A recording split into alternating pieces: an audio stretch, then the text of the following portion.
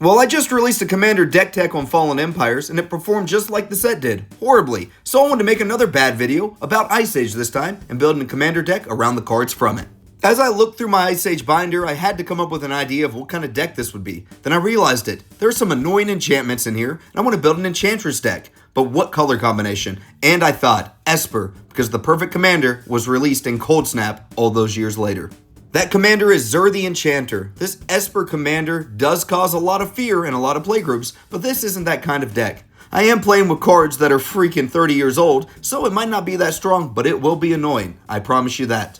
If you're not familiar with Zur, you need to know that he can tutor enchantments with low mana value straight out of your deck and onto the battlefield. In most cases, they're Stax pieces, and we're running some in here, but I am going to run some fun cards from Ice Age. So let's get into the 30 cards that will make this our Ice Age Commander deck. Our first card is still a staple today. That's a Darkar Waste. It's just a pain land. You can tap it for a colorless, or you can add a white or a blue to your mana pool and take a little bit of damage. Well, we're on to our first Stax piece now. That's Breath of Dreams. I'm sure you've never seen this card before. It's a 4-mana enchantment with cumulative upkeep. However, it makes each green creature have a cumulative upkeep of 1, so all those green token players won't even be able to play the game. This sounds like a lot of fun, right? This set even included some cool cantrips like Clairvoyance. For 1 blue mana, you get an instant, you can look at target player's hand, then you draw a card at the beginning of the next turn's upkeep. We also have to run some interaction. That's where Counterspell comes in. This was a great reprint. So for 2 blue mana, you know what this does. But the art is wild on this one. That lady's jacked. There's no better feeling than stealing a combo piece out of your opponent's graveyard. We can do that with Dance of the Dead. This 2-mana enchantment is Animate Dead with extra steps. It does give the creature a buff, but we have to pay some mana to untap that creature. We also have some more interaction in the deck in the form of Dark Banishing, and it is a removal piece, and I think every Commander player needs to play more removal. So, for 3 mana, you can destroy target non-black creature. Luckily, Ice Age reprinted one of the best fast mana spells, that's Dark Ritual. For 1 black, you add 3 black to your mana pool. I'm not the biggest fan of this art. I do prefer the one from Urza. The card selection cantrip train continues with Diabolic Vision. For a blue and a black, you can look at the top 5 cards of your library, put one of them into your hand, and then put the back on top in any order. I know this is supposed to be an Enchantress deck, but I can't stop running cantrips. I just love them, and we're running Brainstorm, and this is the original printing. You draw 3 cards, and then take 2 from your hand and put them back on top of your library. Luckily, I'm back on topic with another light Stax piece. That's Flooded Woodlands. It's a 4-mana enchantment, and no green creature can attack unless its controller sacrifices a land when that creature attacks, and you know those green players, they just love attacking. Even though this set didn't really include any board wipes, I've got a weird version of one, Gaze of Pain. For 2 mana, this sorcery is going to make it for each creature you control that attacks and is not blocked, you may have it deal no damage, and then it can deal damage equal to its power to target creature.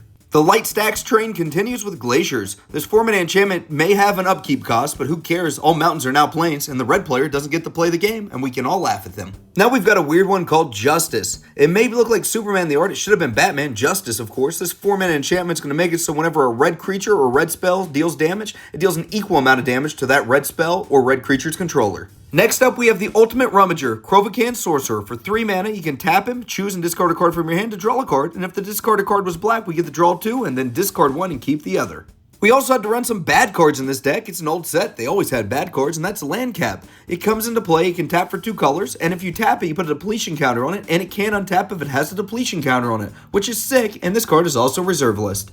We also had to include a few fun cards in this deck, and by fun, I mean steal your opponent's commanders and not give them back. That's Mariki Rebear. All she does is you tap her, and you gain control of target creature, and she doesn't untap, so you get to keep that creature for as long as she's tapped. Ice Age gave us one of the top 10 blue cards of all time, and we're running it, Mystic Remora. For 1 blue, this card does have a cumulative upkeep, but whenever an opponent casts a non-creature spell, they pay 4, or you draw a card, you're always drawing.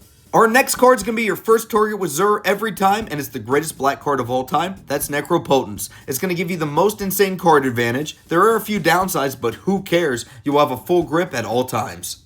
Sorry, Ponder, we're running the original Portent. For the same mana cost, you look at the top 3 cards of target player's library, then you either shuffle that library or put those cards on top of the library in any order, then you draw a card at the beginning of the next turn's upkeep. I know I said that I would grab Necropotence first with Zur, but I'm going to actually grab this card instead, Prismatic Ward. It's a 2-mana aura, and when it comes into play, you choose a color. All damage dealt to the creature from sources of that color is reduced to 0. We have to protect that commander so we can keep getting that value. If you love Land Cap, you're going to love River Delta. It does the same exact thing with the depletion counters, except this one taps for black or blue, and it's still a reserve list card.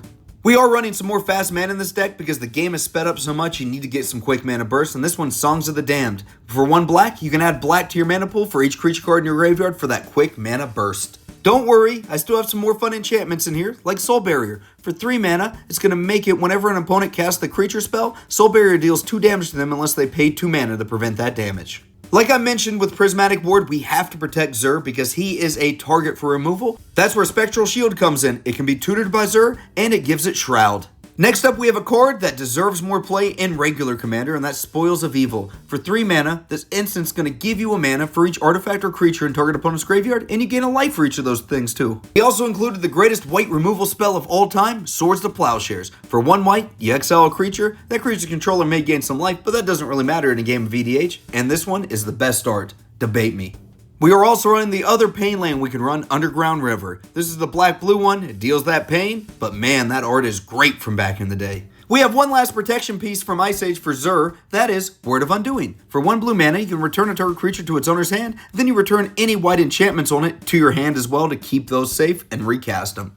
We do have one last light Stax piece in this deck, and that's Wrath of Merit Lage. It's a 5 mana enchantment, and when it comes into play, tap all red creatures. Red creatures do not untap. The red player will not get to play against this deck. And if you hate red, this is the deck tech for you. Our last card is the most annoying card of all time. That's Zur's Weirding. All players play with their hands revealed, and whenever a player draws a card, any other player may pay 2 life, and then that card goes straight to the bin. So, this game will take 5 hours when you get this out, but if you love annoyance, this is the card for you. If you think this is a pretty neat deck and you want to build it, I've got the full deck list on Moxfield, link in the description. So anyways, thanks for watching, please like and subscribe, and I'll see you guys on the next one.